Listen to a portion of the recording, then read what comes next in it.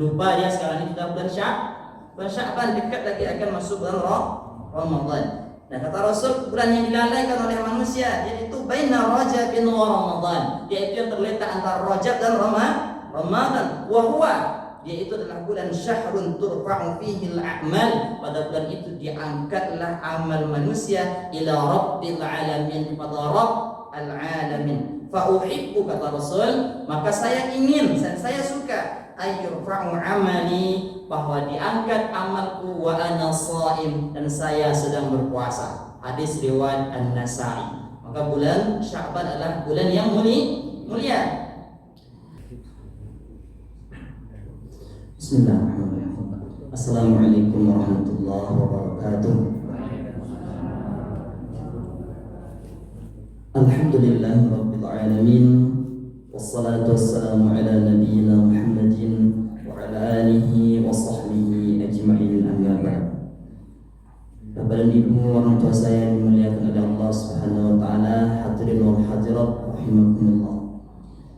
Pada malam hari yang berbahagia ini kita akan mengkaji keutamaan dan amalan di bulan Sya'ban. Biasanya saya membahas matan arba'in ataupun kita membahas syarah dari matan arba'in yang disusun oleh Imam An-Nawawi. Tapi ini saya khususkan untuk membahas tentang bulan Rajab, bulan Sya'ban ini, karena itu termasuk pembahasan yang penting. Karena pekan depannya sudah hampir separuh Sya'ban. Kalau dibahas juga oleh guru kita, ustaz kita, sudah banyak yang terlampaui. Maka mumpung masih awal-awal, sekarang ini bertepatan dengan malam yang ke-5 daripada bulan Sya'ban, atau ada yang hitung malam yang ke-6, 1442 Hijriah. Ada ikhtilaf, ada yang menyatakan 41, ada yang 42, kadang tidak tahu sama sekali. Subhanallah. Ya. Kadang ada di depannya, saya pernah jebak salah satu masjid kita wirid yang pakai ibu-ibu. Tahun berapa sekarang? 41, 42. 41 Ustaz. Di depan jam ada jam digital 42. Bayangkan itu, di depannya ada tulisan tahun ataupun kalender Hijriah, tapi tak dibaca. Ini umat Islam. Subhanallah. Bapak Ibu orang tua yang dimuliakan oleh Allah Subhanahu wa taala, bulan Sya'ban adalah bulan yang ke-8 daripada bulan Hijriah. Hitung betul tidak, bulan yang ke-8. Yang pertama bulan Muharram, kemudian Safar, kemudian Rabiul Awal, Rabiul Akhir, yang kelima Jumadil Awal, keenam Jumadil Akhir, yang ketujuh Rajab, yang ke-8 Sya'ban, betul. Yang ke-9 Ramadan, yang ke-10 Syawal, yang ke-11 Zulqa'dah, yang ke-10 Masya-Allah, mantap. Kalau sama-sama bisa, sendiri-sendiri insya-Allah bisa juga.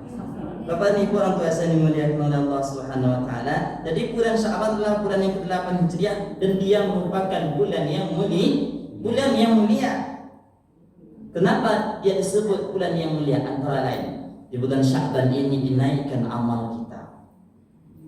Usamah bin Zaid pernah bertanya kepada Rasulullah sallallahu alaihi wasallam, karena dia melihat Rasulullah begitu bersemangat berpuasa di bulan Sya'ban, sehingga Usamah bertanya kepada Nabi. Lalu Nabi menjawab, "Zalika syahrun, itulah bulan yaghfulun nasu anhu, yang banyak manusia lalai." Apalagi hari ini orang sedang sibuk dengan situasi Covid, ataupun yang hari ini banyak dengan kasus PHK. Jadi orang fokus bagaimana makan. Lupa dia sekarang ini kita bulan Sya'ban, dekat lagi akan masuk bulan Ramadan. Nah kata Rasul, bulan yang dilalaikan oleh manusia yaitu baina Rajabin wa Ramadan, yaitu yang terletak antara Rajab dan Ramadan. Wa huwa, yaitu adalah bulan syahrun turfa'u fihi al-a'mal, pada bulan itu diangkatlah amal manusia ila rabbil alamin, pada Rabb al-alamin. Fa uhibbu, kata Rasul, maka saya ingin dan saya suka ayyurfa'u amali, bahwa diangkat amalku wa ana shaim, dan saya sedang berpuasa. Hadis riwayat An-Nasa'i. Maka bulan Sya'ban adalah bulan yang mulia. Terkait dengan amal diangkat, setiap hari Senin dan hari Kamis juga amal kita diangkat. Hadis riwayat Muslim, tu'radu a'malun nas, diangkatlah, dinaikkanlah amal manusia fi kulli jumu'ah, pada setiap pekan. marrataini 2 kali, yakni yaumal isnain pada hari Isnin, wa yaumal khamis dan hari Kamis. Fayughfaru likulli 'abdin, maka Allah mengampuni atau diampunilah setiap dosa hamba yang mukmin, illa 'abdan, kecuali hamba bainahu, yang antaranya wa baina akhihi, dan antara saudaranya syahna'u. Apa itu syahna? Permusuhan. Fayuqalu, dikatakan, utruku awirku, tinggalkan, biarkan mereka, hadaini, 2 orang tersebut, hatta yafi'a, sampai mereka berdamai. Jadi bulan Sya'ban bulan diangkatnya amal. Kemudian apa lagi berikut keutamaannya? Ada namanya satu malam yang dikenal dengan malam nisfu Sya'ban. Nisfu bahasa Arab separuh. Kalau separuh Rajab nisfu Rajab. Kalau separuh Safar nisfu Safar. Kalau Ramadan nisfu Ramadan. Kalau ibu-ibu bapak-bapak yang sudah haji atau umrah pasti sering dengar nisfu, atau ada sebut kalau bahasa amiyahnya, bahasa pasarannya nus kilo atau nisfu kilo. Nus kilo adalah setengah kilo, sama dengan nisfu kilo. Modal besok berangkat haji umrah, mau beli kurma, kalau sekilo mahal, nus kilo papat, atau nisfu kilo, setengah kilo. Kalau mengenai bilangan enak, salasa rakaatin bilang aja gitu, 3 kilo, 4 rakaatin. Ingat bilangan salat, insyaallah ingat kita bilangannya bahasa Arab. Bapak Ibu orang tua saya yang dimuliakan oleh Allah Subhanahu wa taala. Dan kata Rasulullah sallallahu alaihi wasallam, hadis diriwayatkan oleh Al-Baihaqi dan Tabrani. Dari Baihaqi dalam kitabnya Sahih Al-Baihaqi. Maka hadis ini dikatakan sahih menurut pendapat Al-Baihaqi. Jadi mengenai sahih, lemah atau dhaifnya hadis itu tergantung ijtihad ulama hadis. Ulama misalnya Imam Bukhari mengatakan hadis ini sahih, maka ditulisnya dalam bukunya. Ulama lain mengatakan hadis ini tak sahih, maka tidak ditulisnya dalam buku. Maka sahih tak sahihnya hadis itu merupakan ijtihad ataupun pendapat daripada ulama hadis. Rasul sendiri tak katakan ini hadis sahih, karena hadis sahih tak sahih itu adalah munculnya setelah Rasulullah SAW meninggal dunia. Adapun hadis yang maudhu', hadis yang palsu, yang banyak tersebar, yang dikarang-karang, yang tidak ada tersandarkan kepada baginda Rasulullah SAW. Ada yang membaca tadi di WA grup kita. Saya tak seraya baca tuntas, tapi lebih kurang beginilah kalimatnya. Nanti malam 4 Sya'ban, maka siapa melakukan ini, maka dia begini. Atau ada pula tambahan ujungnya, barang siapa tidak menyebarkan ini, maka dia begini. Itu hadis maudhu', palsu. Kata Rasulullah, man kadzaba 'alayya muta'ammidan, siapa yang sengaja berdusta membawa namaku, maka siap-siaplah ia menempati tempat duduknya di neraka. Hati-hati dengan hadis palsu, dan mudah menyebar-nyebarkan. Ya Bapak Ibu yang dimuliakan oleh Allah SWT, pastikan dulu riwayat siapa, dari siapa hadis itu. Kalaupun kita tidak bisa, tidak usah sebar, ya lebih baik dia, ataupun tanyakan kepada ahlinya, betul tidak ini hadis. Jangan sembarang ya. Banyak luar biasa hari ini macam-macam. Nah, Bapak Ibu orang tua saya dimuliakan oleh Allah SWT, apa hadis mengenai nisfu Sya'ban? Dari Mu'adz bin Jabal, yattani'ullahu ila jami'i khalqihi, yattani'u, Allah mendatangi jami'i khalqihi, seluruh makhluknya. Mendatangi, jangan dibayangkan bagaimana kita datang kepada saudara kita ya, menurut ilmu Allah, diserahkan kepada Allah. Mendatangi seluruh makhluknya, lailatan nisfi min Sya'ban, pada malam nisfu Sya'ban, fayughfaru, maka diampunilah maka dia mengampuni di jami'i khalqihi, seluruh makhluknya, illa, kecuali 2, li musyrikin, orang yang musyrik mensekutukan Allah, atau musyahidin, dan orang yang sedang bermusuhan. Dalam riwayat lain, riwayat Imam Ahmad jelaskan bahwasanya Allah datang kepada hambanya pada malam nisfu Sya'ban, dan dia mengampuni, wa yughfaru li ibadihi, mengampuni dosa hambanya kecuali 2 golongan. Yang pertama musyahidin, orang yang sedang bermusuhan. Yang kedua wa qatilun nafsin, orang yang membunuh jiwa, ataupun orang melakukan pembunuhan. Maka ini riwayat ataupun hadis tentang nisfu Sya'ban. Benar, itu adalah malam Allah mendatangkan ataupun memberikan ampunannya bagi hamba-hambanya. Maka oleh karena itu malam nisfu Sya'ban kita bersungguh-sungguh untuk mendapatkan ampunan Allah Subhanahu wa taala. Tapi ada catatan penting. Ini bahagian daripada amal-amal. Kita sampaikan dulu keutamaan, kita masuk bagian amal-amalnya. Ketika malam datang nisfu Sya'ban, tidak ada amalan khusus. Bahkan dijelaskan siapa yang melakukan sholat khusus mengajak aku sholat sunat nisfu Sa'ban, sholat raghaib, itu disebut dengan bid'ah qabihah. Bid'ah qabihah, bid'ah yang tercela. Ta'udzubi, karena ada tuh sebagian tempat, saya pernah juga dulu mengamalkan itu waktu dari kampung. Anda tahu sebelum masuk pesantren, setelah sholat maghrib sholat sunnah, sholat sunnah nisfu Sa'ban, mereka belajar dan tinggalkan. Tidak ada sholat khusus. Dari Rasulullah juga tidak ada sebenarnya riwayat untuk melakukan kegiatan ataupun menghidupkan malam nisfu Sa'ban. Dari sahabat juga tak. Tapi kapan adanya? Yaitu dari riwayat tabi'in, yaitu ulama-ulama di negeri Syam. Siapa itu tabi'in? Tabi'in orang yang bersua dan duduk bersama sahabat-sahabat Rasulullah. Kalau sahabat kan orang yang bertemu dan beriman kepada Rasulullah sallallahu alaihi wasallam dan dia mati dalam keadaan beriman tersebut. Itu definisi sahabat.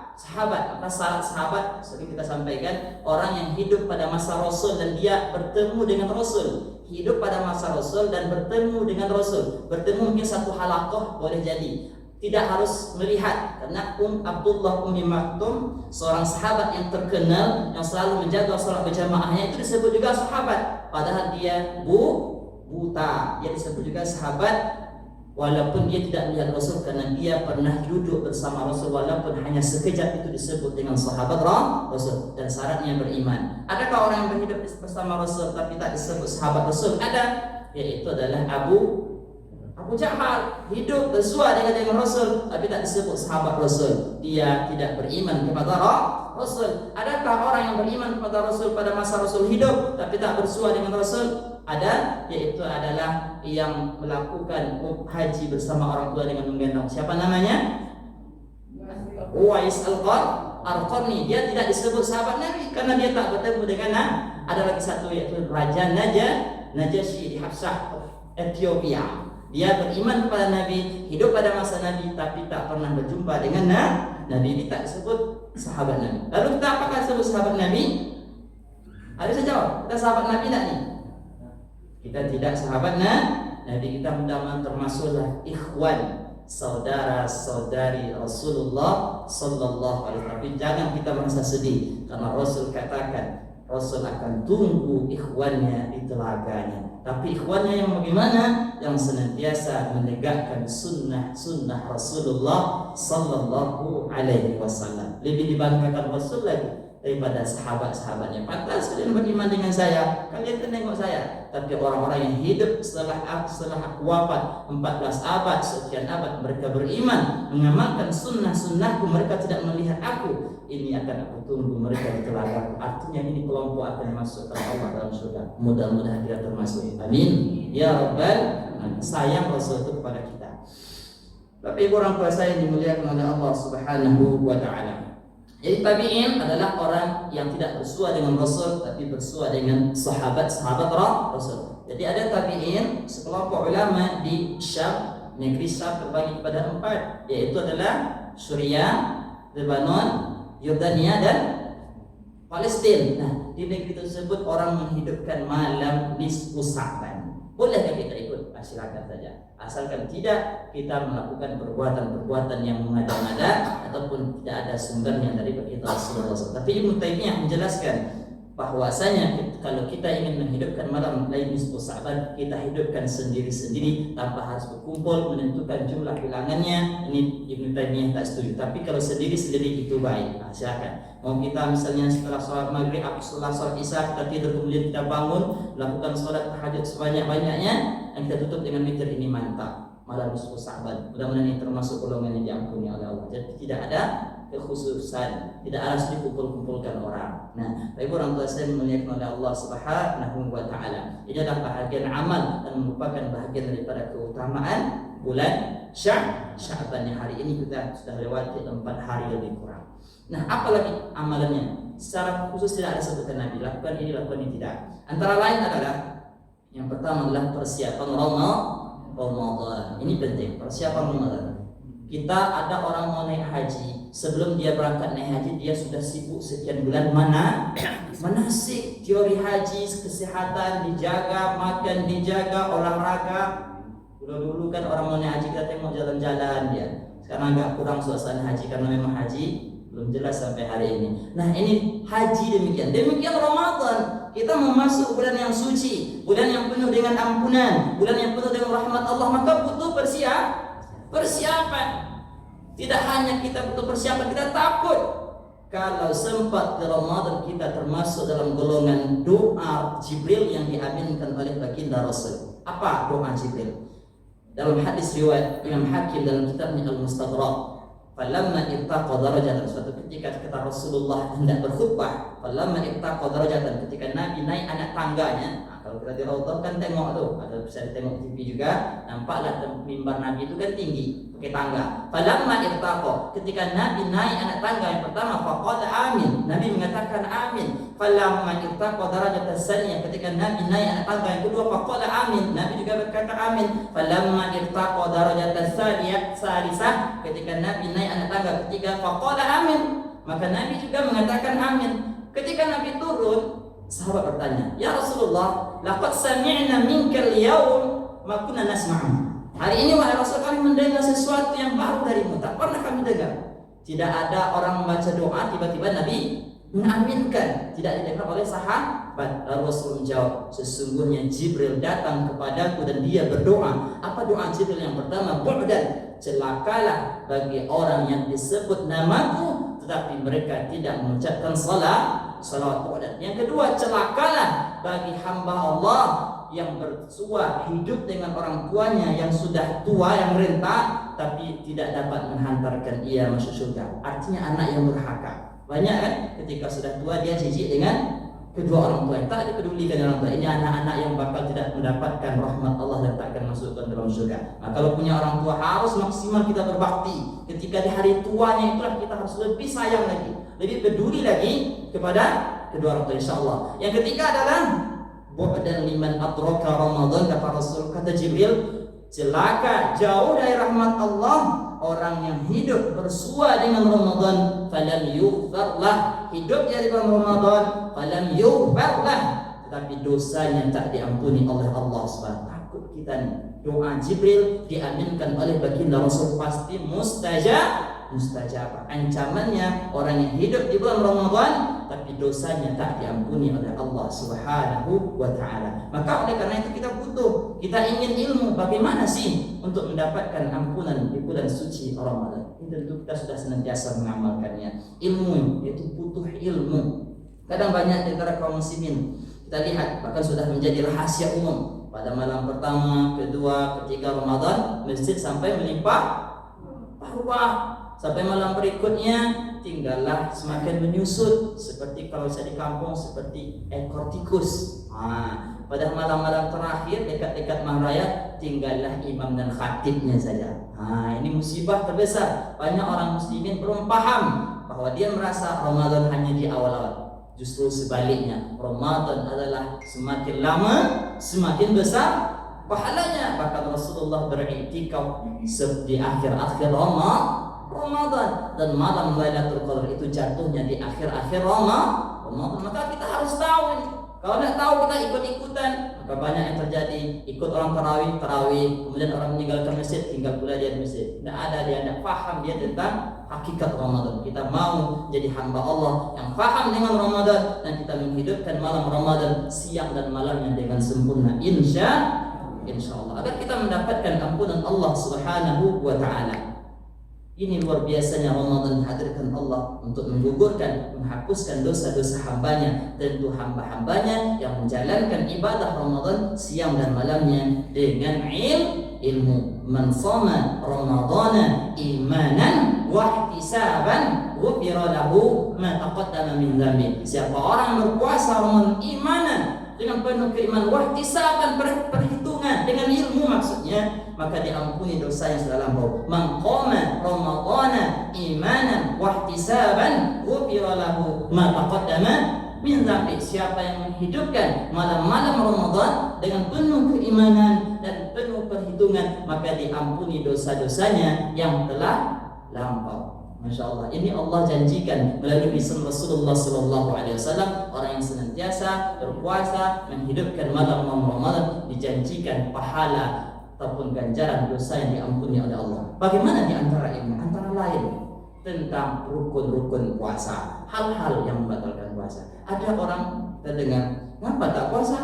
Kami tak bangun makan sahur. Pernah tak Bapak Ibu dengar? Ngapa tak puasa? Kami tak bangun makan sahur. Emang boleh tak kira-kira demikian? Gara-gara tak makan sahur tak berpuasa, berdosa atau tidak Bapak Ibu? Berdosa kan?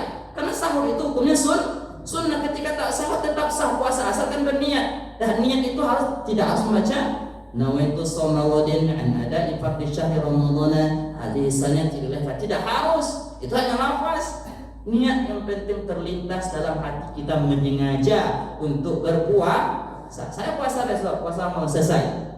Sudah ya, kalau mau baca niat untuk mengajari, untuk menguatkan, itu silahkan saja. Yang penting ada niat. Habis sholat maghrib, niat saya puasa besok, selesai. Sudah cukup kita berniat ataupun sudah memenuhi satu daripada rukun puasa. Tidak harus ketika sahur, ya tidak harus ketika sahur. Ini banyak yang tak paham.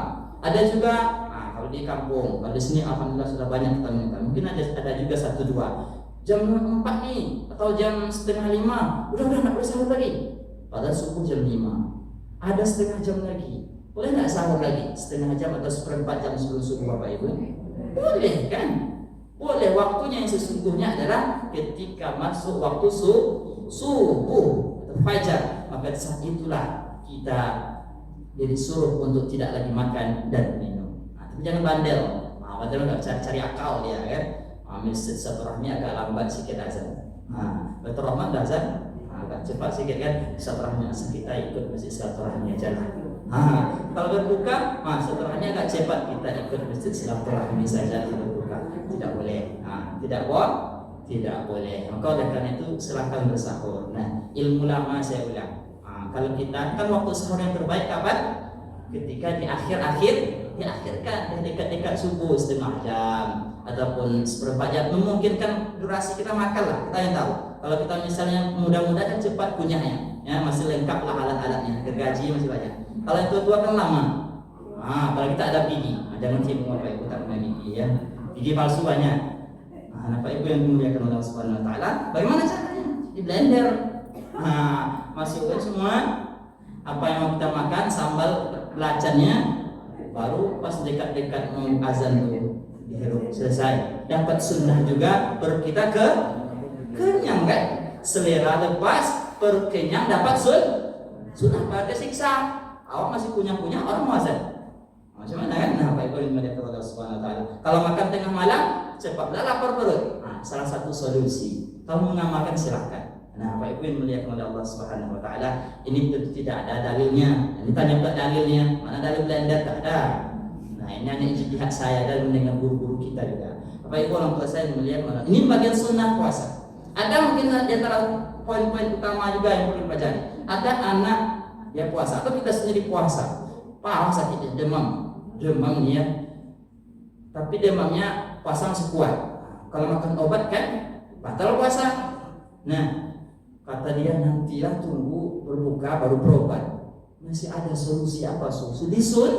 Disuntik. Banyak orang batal puasa suntik. Kalau suntik tak batal puasa. Boleh ditengok tentang buku Ustaz Somad penjelasan tentang puasa Ramadan. Suntik tidak membatalkan puasa. Yang batal yaitu dengan infus ya, karena ketika ditusukkan dia akan membuat kenyang ya. Tapi kalau suntik tak.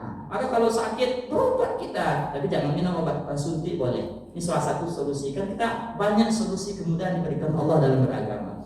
Ya, Bapak Ibu orang tua saya dimuliakan. Ini ilmu-ilmu tentang puasa. Biasanya pada tempat kita adalah pengajian BRFT nanti akan nyambung Ramadan. Ini kita minta sama guru kita menyampaikan hal-hal ini. Karena saya tidak fokus ke sini sebenarnya karena kita membahas bulan Sya'ban. Nah, ini ilmu-ilmu tentang puasa penting. Dan kemudian hal-hal yang membuat puasa kita itu sia-sia, berkata kotor, bergunjing, rusak puasa. Tentu orang tua saya di sini sudah sering berpuasa, puasa sunnah dan sudah tahu tentang hal ini. Datang Ramadan sudah gampang saja, sudah biasa. Bapak Ibu orang tua saya melihat oleh Allah Subhanahu Wa Taala, kita takut kita tidak diampuni Allah dosa kita dan kita terancam orang yang dilaknat, dijauhkan Allah dari rahmatnya. Ketika datang Ramadan kita masih menyia-nyiakan umur tersebut. Maka ilmu penting. Kemudian berazamlah dengan azam yang kuat. Apa azamnya? Niat yang kuat kita. Saya Ramadan tahun ini harus Qur'annya tamat, atau biasanya tahun dulu sekali, sekarang harus tamat 2 kali. Saya Ramadan tahun ini infak sedekahnya harus lebih banyak dari tahun kemarin, apalagi tahun kemarin. Kita tahun kemarin tidak ada operasional Ramadan. Mestinya tahun ini, tahun kemarin saya tak ada, harus saya qadha nih. Saya buat 2 kali lipat. Sanggup tidak apa Ibu? Awal kita tengok nanti pengurus. Masih banyak berapa malam lagi? 18 malam lagi kan? Masih 18 malam lagi. Biasanya kita 1 malam, saya harus 2 malam nih. Saya 3 malam lah, saya ajalah semuanya. Takut orang lain tak dapat kebagian. Masih ada. Kita program apa lagi? Untuk kaca. Masih banyak lagi. Jadi kalau ada kegiatan ataupun suatu pembangunan dan tidak disalurkan kepada kita untuk minta bantuan, jangan ditunda-tunda.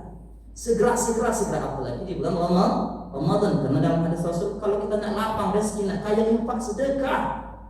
Nak kaya, nak lapang rezeki, nak tenang hidup, infak sedekah. Nak sehat badan, infak sedekah. Bukan banyak kita cari, misalnya saya ikut kartu inilah, ikut kartu ini supaya ada jaminan kesehatan. Tidak, Rasul sudah berikan bersedekah. Insya Allah orang itu sedekah, dijaga keluarganya, anak-anaknya dari kesehatan. Tapi kita semua kartu ada, kartu miskin ada, kartu sakit ada, kartu sehat ada. Sebentar sakit sehat aja kerjanya. Malas pula orang lagi mengurusnya. Maka oleh karena itu dari awal kita sudah berniat. Maka oleh karena itu niat kita ini harus kita kuatkan. Kata Allah, kata Rasulullah dalam hadis qudsi, ana inda dhanni abdi bi. Saya sesuai dengan sangkaan hambaku, kata Rasulullah. Kata Allah, hadis qudsi, saya sesuai dengan sangkaan hambaku. Allah nih, kalau hambaku menyangka baik, insya Allah terjadi baik. Hamba itu optimis, insya Allah akan diberikan optimis. Ini betul apa ya? Ini cerita pengalaman pribadi. Saya dulu waktu panen padi, menuai, nyari padi apa bahasa Indonesia ya? Jadi saya itu ketika sama ayah saya, sama emak saya kan, saya mau kuliah, itu saya sampaikan. Saya dulu mau kuliahnya, sebenarnya mau ke Mesir. Nah, saya sampaikan, kata ayah saya, tidak mungkin rasanya kita bisa kuliah lah seperti orang-orang kan tani ya. Bisa ya, insya Allah. Selesai juga saya S1, S2. Memang saya ke Mesir tak sampai, tapi berguru dengan orang Mesir, alhamdulillah. Di UIN ada dosen orang Mesir. Hari ini kita berguru dengan orang Mesir. Ini Allah yang berikan. Dulu saya ketika tanah suci, saya harus berangkatkan orang tua saya nih. Berangkat kedua-duanya, tidak boleh satu. Itu saya. Ayah saya juga tidak yakin gitu. Berangkat pokoknya. Alhamdulillah. Allah mudahkan. Saya nikah umur 25 nih. Nah, itu adinda fikir. Nah, itu adinda yang belum nikah nih. 25 saya harus menikah nih ya Allah. Alhamdulillah dengan izin Allah. Ada target. Ada saya mendengar, saya kalau menikah nih ikut kayak air aja lah, mengalir, tidak perlu saya targetkan. Ada sampai hari ini belum nikah aja. Karena tak ada target. Ya target mengenai mungkin kita susah untuk mendapatkan itu tak masalah, itu proses Allah berikan. Mengutang itu apa-apa.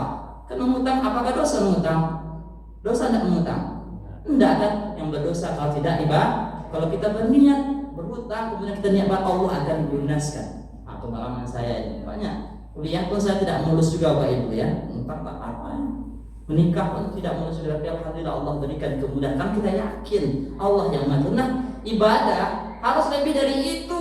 Saya yakin nih, saya mau berinfak di bulan puasa ini lebih banyak daripada tahun kemarin. Bismillah. Selesai. Saya harus baca Quran lebih banyak. Bismillah ya Allah.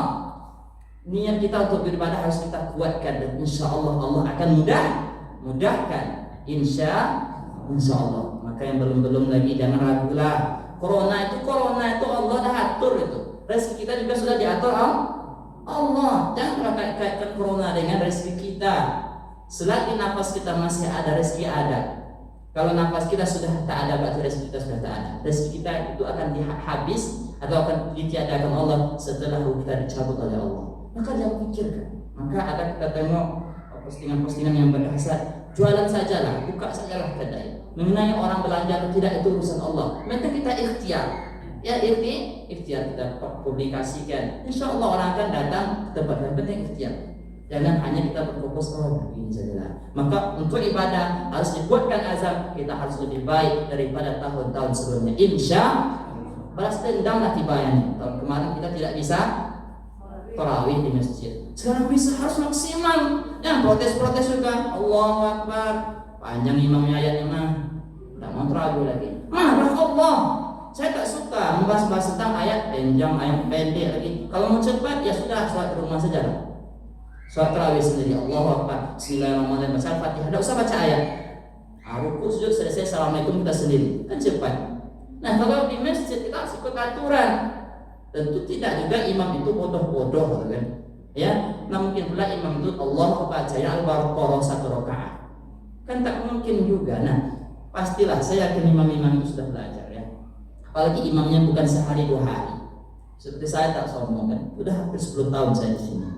Bahkan mungkin saya tak paham dengan kondisi jemaah kita ini. Ada dulu nyai, ibu-ibu kenalkan nyai, ibundanya Ibu Hajah Yani. Saya tanya, nenek kuat sholat sujud sejadah? Kuat katanya. Itu yang paling tua waktu itu di sini. Dan meninggal ya kan. Kuat itu harus jadikan patokan. Apalagi yang muda gitu. Kalau ada yang muda tak kuat berarti imannya bermasalah. Jangan setel imam. Apa yang di-setel? Setel diri kita. Tak kuat berdiri ambil boleh kan sholat duduk, jangan atur-atur. Ini luar biasa, intervensi imam tak boleh ya. Bukan saya merasakan diri harus dimuliakan, tidak. Ini harus kita muliakan agama. Maka Allah marah jadinya. Sholat tarawih mau cepat, ayatnya mau pendek. Ya udahlah, jangan tarawih lagi kata Allah. Nah, baru kita sadar. Tapi masih banyak juga yang belum bisa berlindung lah kita kepada Allah. Maka tak diangkat-angkat Allah corona. Masih sering protes-protes tentang kegiatan ibadah agama. Orang yang belum sholat banyak keliaran nih. Tapi kita tak ribut. Tapi orang sudah sholat ribut. Bapak Ibu, orang tua saya dimuliakan oleh Allah SWT. Emosional saya sedikit ya. Nah, saya turunkan lagi. Auzubillahi minasyaitonir. Bapak Ibu, orang tua saya mulia, ilmu ya. Itu yang pertama. Yang kedua adalah puasa sunnah, amal di bulan Sya'ban. Kita persiapkan diri untuk Ramadan dengan ilmu. Kemudian puasa, terbanyak puasa. Riwayatnya dari Aisyah, hadis sahih ya. Bahwasanya Aisyah, terjemahnya saja, Aisyah tidak melihat Rasul puasa sempurna kecuali bulan Ramadan. Dan Aisyah tidak melihat Rasul puasa lebih banyak melainkan daripada bulan Sya'ban. Banyak Rasul itu puasa di bulan Sya'ban. Yang belum puasa 4 hari ini, nah puasa lah Aisyah. Saya kemarin punya puasa, tadi ada diajak undangan, saya batalkan. Karena memang diajak memenuhi undangan, apalagi undangannya sekali itu saja. Mampu saya bukakan puasa saya waktu itu. Dan memang ada penjelasan. Apalagi mengundangnya orang saleh. Kita puasa sunnah nih yang mengundang kita ustaz, syekh, guru kita. Tidak pernah kita diundang yang dihidangkannya makanan. Batalkan sajalah puasa. Ya, tapi kalau memang orang-orang yang sudah biasa mengundang kita, lanjut saja puasa. Ini pilihan. Boleh kita batalkan kita puasa sunnah jika orang mengundang, boleh kita lanjutkan. Tapi saya kalau orang soleh, orang alim mengundang, mengajak kita makan, saya batalkan keberkahan daripada orang yang berilmu ataupun orang yang soleh. Baik orang tua saya dimuliakan oleh Allah SWT. Puasa sunnah perbanyaklah di bulan Sya'ban. Ada riwayat dari mazhab Syafi'i khususnya ya, dia melarang puasa setelah nisfu Sya'ban. Nisfu Sya'ban insyaallah jatuhnya malam Senin besok kan, malam Senin ya, malam Senin. Setelah itu dilarangnya puasa. Tapi mayoritas ulama tetap membolehkan puasa sunnah sampai dekat dengan Ramadan. Pada hari Syak haram hukumnya. Hari Syak itu ragu sudah jatuh tidak Ramadan hari ini atau masih Sya'ban, jangan puasa lagi. Kita dengarkan keputusan daripada Kementerian Agama. Kita ikut itu saja lah Bapak Ibu yang dimuliakan Allah. Tidak usah kita menjadi orang-orang yang sok pintar. Ketika sudah jatuh 1 Syawal kata Departemen Agama, saya dah ikutlah. Pemerintah sekarang soalin untuk bab yang satu ini ikut sajalah. Ya. Karena itu sudah terkumpul itu ormas-ormas, orang-orang yang pandai dalam bidangnya sehingga disatukan pendapat baru ditetapkan yang kita kenal dengan sidang isbat. Ikut saja. Banyak orang saya tak ikutlah. Atau lebih dahulu dia atau lebih terakhir. Atau dia ikut, saya ikut Saudi lah. Jangan. Khusus berpuasa ikut kepada pemerintah setempat yang ahli dalam bidangnya. Berpuasa ya. Maka ketika kita Saudi, di jam kita sudah jam 6 misalnya, tapi di sana masih sore. Jangan kita berbuka. Ada misalnya Bapak Ibu umroh ya, niat puasa Kamis di sini. Ternyata di jam kita sudah jam 6 atau sudah masuk waktu maghrib. Di sana masih jam 2. Saya bukalah. Ikut Indonesia. Mana boleh? Ya, ikut tempat kita berpuasa tersebut. Nah, ikut pemerintah. Ini bagian daripada ilmu juga. Maka puasa sunnah dibanyakan. Kalau tak bisalah puasa Senin Kamis. Kemudian puasa Ayyamul Bid, berarti besok hari Sabtu lah jatuhnya. Sabtu, Ahad dan Isnin. Kalau sanggup puasa nanti Daud silakan, bagus ya. Perbanyak puasa intinya di bulan Sya'ban, karena Nabi katakan tadi, saya ingin amal saya diangkat oleh Allah di bulan Sya'ban ketika saya sedang berpuasa. Itu yang kedua. Yang ketiga adalah ganti puasa. Bagi yang sakit dulu ganti puasa. Dari riwayat Aisyah bahwa Aisyah, saya punya utang puasa, saya tidak punya kesempatan menggantinya. Aisyah ini dalam hadis tersebut tidak kuat ataupun tidak punya kesempatan untuk menggantinya di selain bulan Sya'ban. Bukan sengaja. Ada pula orang sengaja, saya besoklah ganti puasa di bulan Sya'ban. Enggak, Aisyah itu memang belum bisa dalam riwayat hadis tersebut. Dalam teksnya demikian ya. Maka puasa digantinya bulan Sya'ban. Kalau ada anak-anak gadis kita yang puasa karena haid ya, belum juga diganti karena malas, sudah sampai Ramadan ini belum juga diganti, datang besok maka dia dikenakan fidyah dalam mazhab Syafi'i, membayar denda, memberi makan orang fakir miskin sebanyak 1 hari. Setiap hari yang ditinggalkan tersebut. Ini harus berlaku. Maka oleh karena itu ganti puasa dengan segera. Ini utang, mati kita dalam keadaan berhutang, maka kita berlindung pada Allah. Gantilah puasa. Sakit, nazar, ada nazar kalau saya sehat, saya puasa. Kemudian berikutnya adalah baca Al-Quran.